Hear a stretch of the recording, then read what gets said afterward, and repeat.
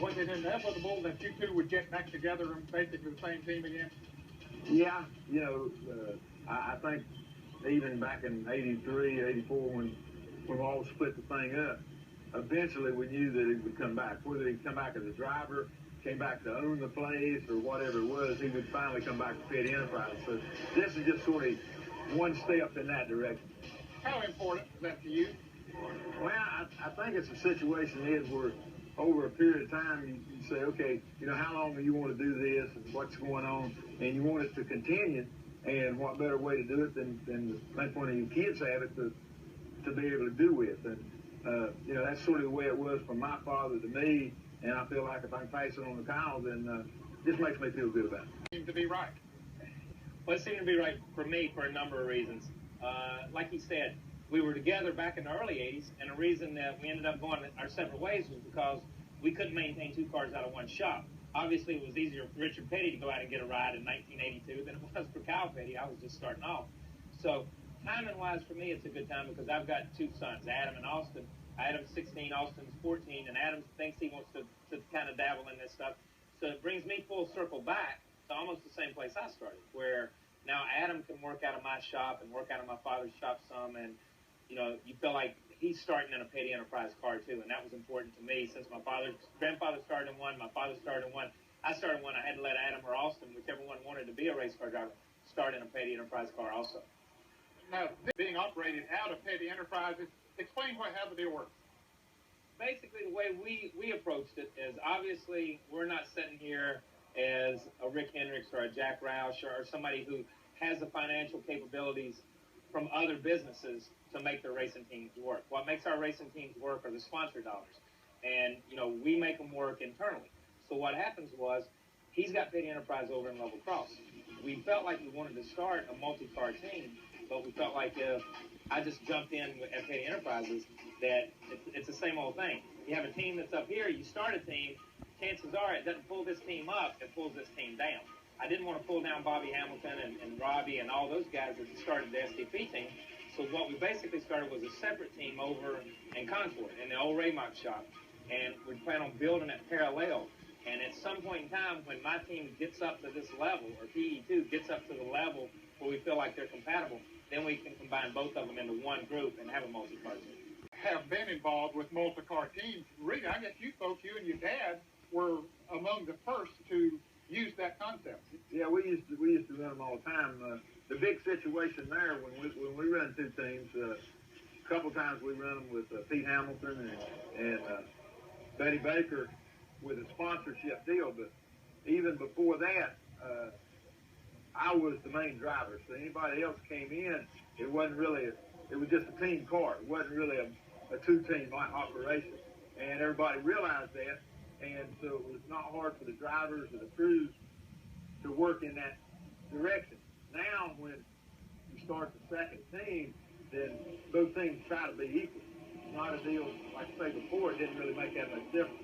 Now it makes a lot of difference. So it's a little bit harder to get that thing going now and keep all the drivers and especially the crews from being jealous of each other. Kyle is challenged than you thought it might be? Yeah, it's a lot bigger. He talks about the Phoenix win and just enjoying the fact that he had been able to assemble a team with Robbie and Bobby and Rick and everybody and said, okay, I put this team together, and they went out and won races, and that was a big accomplishment. And I think there's a lot of satisfaction in that. You know what I mean? I think I was happier that they won Phoenix than anybody else was because it showed me that I was headed in the right direction. I wasn't being an idiot by starting my own deal and teaming up with these guys. But, yeah, that's been a hard part because chemistry is so important here. You know how it is. You walk through this garage here week in and week out, and you see really good mechanics and really good drivers, but you don't see a lot of results from them. And then you'll see a so-so driver and a so-so mechanic, and they're knocking on the door every week to win races, and you're thinking, why are they there? And it's a chemistry thing. And, putting together the deal with David and with Bobby Kennedy and those guys and bringing that whole group together, we thought about it long and hard before we hired a bunch of people. We just didn't go out. We're still hiring people. We're working on with a limited number of people right now, but we want to make sure the people we hire are the right people. And it's been hard, but it's been a lot of fun, though.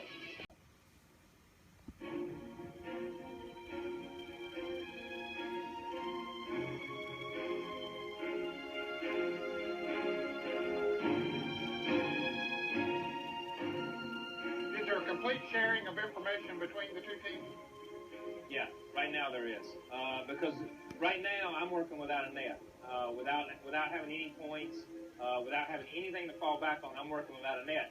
Our key goal in going to Daytona was we went down there and, we all sat down and talked and we tested the cars and they said, okay, we're going to give Kyle the stuff that'll get him in the race. And once he's in the race, he's going to have to sink or swim on his own, or we're going to get Kyle in the race. And, things didn't work out exactly like we wanted to down there, but we still ended up in the race.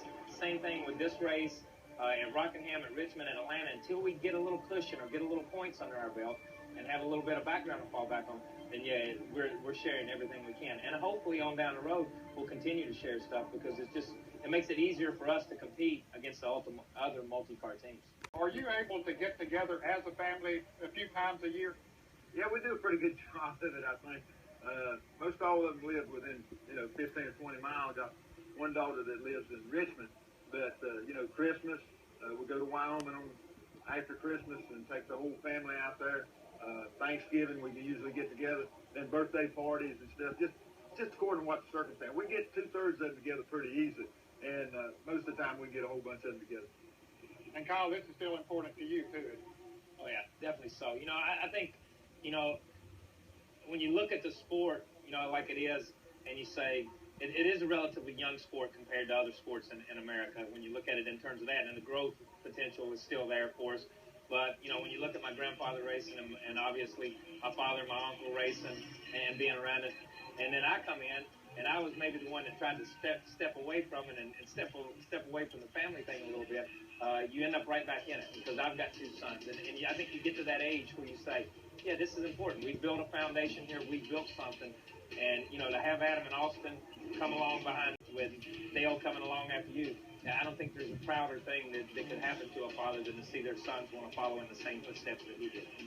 Now, Richard could tell you something about driving race cars, and I'm sure it's been a big help in that all along, but I'm sure, too, that the Petty name has helped you to open doors. Oh, yeah, definitely so. And that's what I said from the very beginning. And that's what's different about this sport than other sports. We grow up in the sport. I grew up in the sport. Kids grow up in the sport. And so you've got that entry into the sport because your father was there. And you can come in and work on cars or you can come in and drive. And that was a big help. It was a big plus in getting sponsors in the very beginning. It was a big plus in getting people to want to come and work at Petty Enterprise. And they come and they want to work for Richard Petty and they get shuffled off onto my car, but that was okay. They didn't seem to mind because they were working there. But the thing was that at the same time it opened doors in a lot of ways. A lot of people looked at me and said, well, he's got everything handed to him. And you know how it is. You can open as many doors for your son or for anybody that you want to. But once that door is open, and I've been very fortunate and very blessed to be able to win a few races and run fairly competitive off and on and be able to attract other sponsors and stay there. But the Petty name was definitely a plus in the beginning. Do you miss driving, Richard? Sometimes. I really missed it when I first quit. The first go around all the tracks, the first year was really, really a big withdrawal. Even though I'd worked on it the year before, knowing that I wasn't coming back and driving, still a big withdrawal deal. And now I can come and enjoy just being an owner, talking to the board, trying to help with the car and stuff like that. Again, when we wound up winning Arizona, that was the payback for all of that kind of stuff. So yeah, I do miss driving, but I've went on with my life to the next stage now, and now I'm sort of getting away from that part of it. Do you tell Kyle and Bobby Hamilton how to drive the race car? I don't think they drive like I do. I talked to them a little bit about it, especially Bobby. Kyle don't listen to nothing. So, and I said, why don't you try this line, or try that line, or what if you do this or that? And I said, try it. If it don't work, you go back to what you're doing.